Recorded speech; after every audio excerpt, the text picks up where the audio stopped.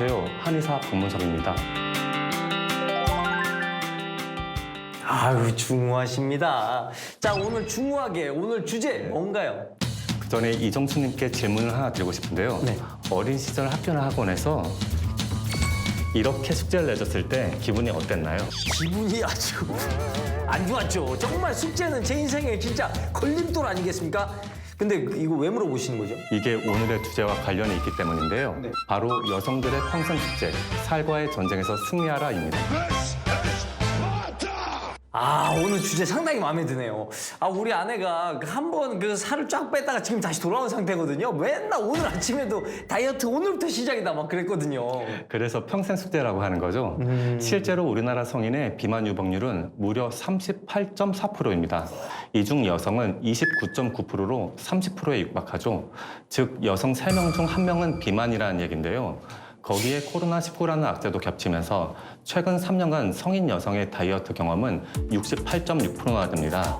우리나라 성인 여성 3명 중 2명은 다이어트 경험이 있는 거죠. 심지어 저체중 여성과 정상 체중 여성의 다이어트 경험률도 각각 35.4%, 56.2%에 달했으니 실로 많은 분들이 평생 숙제를 풀어가며 사는 셈입니다. 아, 그렇군요. 근데 전 궁금한 게 있는데 아내가 그러더라고요. 여자가 원래 남자보다 살이 잘 찐다. 이거 맞습니까? 그렇습니다. 맞는 얘기예요. 그래요? 왜냐하면 호르몬 때문인데요. 남성 호르몬은 지방 분해를 촉진하고 근육을 발달하게 하는 반면에 여성 호르몬은 피와 지방 저장을 촉진하죠. 이는 여성만이 가능한 수유, 분만에 필요한 많은 에너지를 몸속에 미리 저장하기 위함인데요. 여성은 남성보다 지방량은 많지만 근육량이 적고 기초 대사량이 낮아 남성보다 살이 잘 찌고 잘 빠지지 않습니다.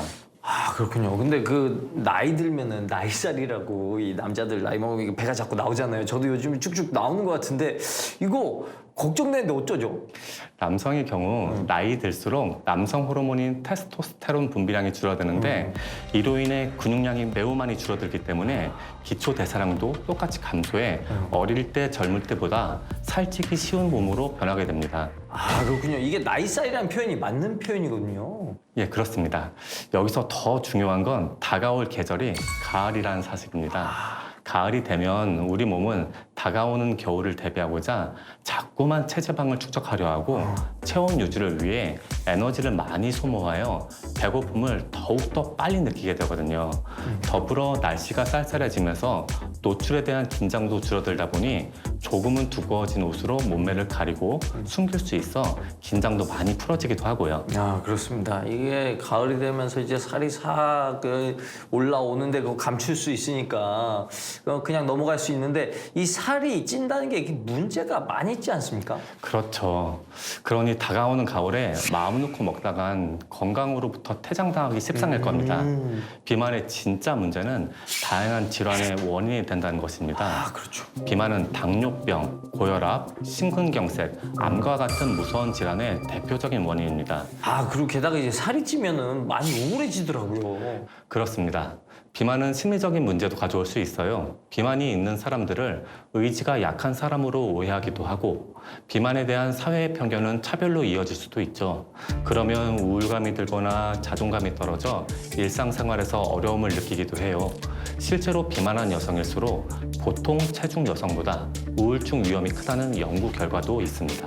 아, 그렇군요. 사실 제 친구 중에 어렸을 때는 말라가지고 뭐 살찔 걱정 안 하고 막 먹었던 친구가 있는데 어느 날 봤더니 갑자기 되게 커졌더라고요. 그러고 나서 뭐 애가 약간 우울해진 것 같기도 하고 그런 모습을 보니까 많이 좀 괴롭더라고요. 사실 비만은 질병입니다. 세계보건기구 WHO에서도 비만을 치료가 필요한 만성질환이라고 분류하고 있을 정도로 현재의 인류가 극복해야 할 중요한 숙제 중 하나죠. 그러니 무작정 부정적 인식을 갖기보다는 장기적으로 치료할 수 있도록 도움을 주려는 인식의 변화는 반드시 필요합니다. 그렇군요. 그런데 도대체 살은 왜 찌는 겁니까? 이게 기초 대사량과 호르몬 때문이에요? 그렇습니다. 그런데 탄수화물의 과도한 섭취 또한 비만의 주요한 원인 중 하나입니다. 그 밖에도 불규칙한 식습관이나 내분 비출한 유전적 요인, 정신적 요인, 약물 등이 비만의 원인이 될 수도 있고요. 비만이라는 게 체중이 많이 나갈 때 비만이라고 하는 겁니까? 꼭 그렇진 않습니다. 비만이 아니더라도 근육이 많은 사람이 체중이 많이 나갈 수도 있어요. 그래서 간단히 확인할 수 있도록 만든 공식이 있습니다. 바로 BMI 체질량 지수입니다. 아, 체질량 지수. 아, 제가 블랙핑크 지수는 아는데 체질량 지수는 뭡니까? 그거 어떻게 뭐 뽑아요?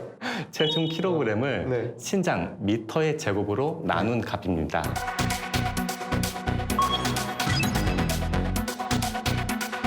이는 신장에 비해 체중이 적당한가를 파악하는 방법입니다. 말 나온 김에 이정수님도 한번 확인해 보시겠어요? 아, 그러니까 체중에다가 신장을 메타로 해서 이걸 제곱을 해가지고 이렇게 나누라는 거죠. 제가 지금 암산이 이게 되는데요.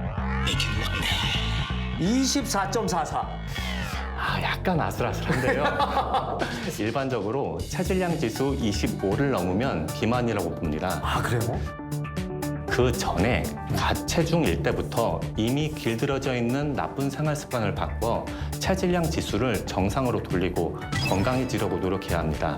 그리고 또 하나, 부위마다 살이 빠지는 원리가 다르다는 것도 반드시 이해하셔야 합니다. 지방은 내장 지방과 피하 지방으로 구분되거든요. 이 몸속 안에 있는 게 내장 지방이죠? 아, 예, 그렇습니다.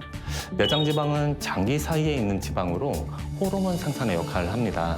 반면에 피하 지방은 피부 밑에 있는 지방으로 우리가 배를 손으로 움켜쥐면 잡히는 부위고요. 이처럼 내장 지방과 피하 지방은 구조나 역할이 서로 다르기 때문에 감량 방법이나 치료법도 달라야 됩니다. 비만도 질병이라고 하셨잖아요. 그러면 이제 이 내장 지방 이거 줄이고 싶으면 어떤 치료를 해야 됩니까? 이때는 한의학적인 치료를 권장드릴 수 있는데요. 내장 지방은 인슐린 저항성과 밀접한 관련이 있기 때문에 혈당을 조절하여 지방 저장 호르몬인 인슐린 분비를 억제함으로써 섭취한 영양분이 지방으로 저장되지 않도록 하고 내장 지방이 제거되도록 마황, 의인, 죽엽, 황금 등으로 한약 처방을 할 수 있겠습니다. 아, 그럼 피하 지방을 줄이고 싶으면요? 의학적인 치료를 권장드릴 수 있겠는데요. 피하 지방은 인슐린 저항성과 관련성이 적습니다. 그래서 피하 지방층에 각기 다른 여러 종류의 물리적 자극과 화학적 자극을 가하면 피부 밑에 과도한 지방을 정돈하고 피하 지방을 제거하는 데 도움될 수 있습니다. 아, 그렇군요. 이거 우리 아내가 지금 계속 보면서 이거 받아 적어야 될 텐데 말이죠. 아, 그럼 다이어트 할 때 그 먹는 것도 굉장히 중요하지 않습니까? 어떻게 먹으면 좋을까요? 가장 중요한 포인트는 탄수화물 줄이기입니다. 탄수화물은 우리가 흔히 아는 식이섬유와 순탄수라는 성분으로 구성되어 있는데요. 문제는 바로 이 순탄수라는 성분에 있거든요. 식이섬유를 뺀 당질이기 때문이죠. 단순히 먹는 양을 줄이는 것이 아니라 순탄수 함량이 적은 음식을 꾸준히 먹는 것이 다이어트에 도움됩니다. 아, 그래요? 그럼 순탄수를 확 그냥 안 먹어버릴까요? 무작정 순탄수를 줄이는 것보다 네. 섭취하는 순탄수의 양을 적절하게, 그래서 매우 중요한 포인트는 적절하게인데요. 우리 몸에는 탄수화물을 에너지원으로 사용하는 포도당 엔진과 지방을 에너지원으로 사용하면서 분해될 때 만들어지는 케톤체 엔진이 존재하거든요. 탄수화물 섭취량을 줄여 포도당 엔진을 멈추고 케톤체 엔진을 작동시키면 지속적으로 몸속 지방이 줄어 우리 몸은 살 빠지는 체질로 변하게 되는 거죠. 무작정 굶거나 식사량만 줄인다면 체질 개선은커녕 요요가 올 가능성이 매우 높아집니다. 아, 그거구나. 요요가 왔던 이유가. 아, 이 탄수화물을 줄이라고만 알고 있었지 그 이유를 잘 몰랐는데 오늘 기가 막히게 정말 다 이해했습니다. 그리고 여기서 추가적으로 말씀드릴 게 많은 분들이 지방을 오해하고 있는데요. 네. 지방이 무조건 나쁜 것은 아닙니다. 심장 건강을 지켜주는 불포화 지방산이 풍부한 고등어, 견과류 등의 음식은 오히려 건강에 도움이 되거든요. 아, 예. 하지만 고기의 경우 지방이 적은 살코기로 선택하는 게 좋고요. 될 수 있으면 튀기는 방법의 조리법보다 삶거나 굽는 방법의 조리법이 낫습니다. 아, 그렇군요. 또 꿀팁을 드리고 싶은 게 있는데요. 아, 예, 빨리 주세요, 꿀팁. 식사할 때 평소보다 더 작은 식기를 사용하는 겁니다.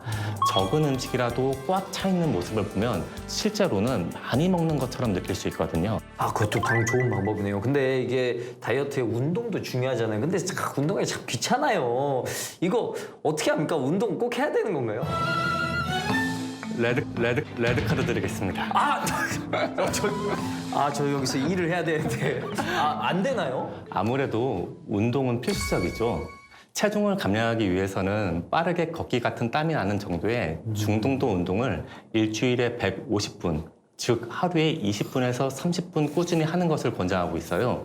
무리한 운동보다는 걷기, 수영처럼 관절에 부담이 적은 운동부터 시작하고 시간도 점점 늘려나가는 것이 좋은데요.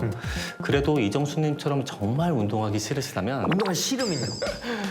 작은 습관부터 고쳐보는 방법이 있습니다. 아 예. 평소 엘리베이터보다 계단을 이용해 움직이고 마트에서도 끄는 카트보다 들고 다니는 장바구니를 이용하고요. 양치질 하실 때도 스쿼트 자세를 조금 유지해보는 등 따로 운동하지 않더라도 삶 속에서 열량을 태울 수 있도록 하는 겁니다. 아 그렇군요. 저는 뭐 운동이라는 게 시간을 내가서 어디 가서 해야 되는 줄 알았는데 이렇게 생활 속으로 할 수 있는 방법이 있었네요. 사실 살을 빼기 위해선 생활 습관에 다양한 변화가 필요합니다. 그렇기 때문에 하나의 방법에만 몰두하여 너무 극단적인 방법으로 다이어트 하지 마시고 둘러보면 주변에 전문가도 매우 많거든요. 꼭 도움 받으셔서 평생 숙제 건강하게 하시고 살과의 전쟁에서도 꼭 승리하시길 바랍니다.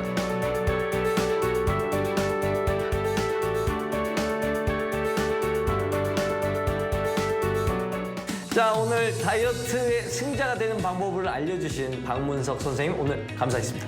감사합니다.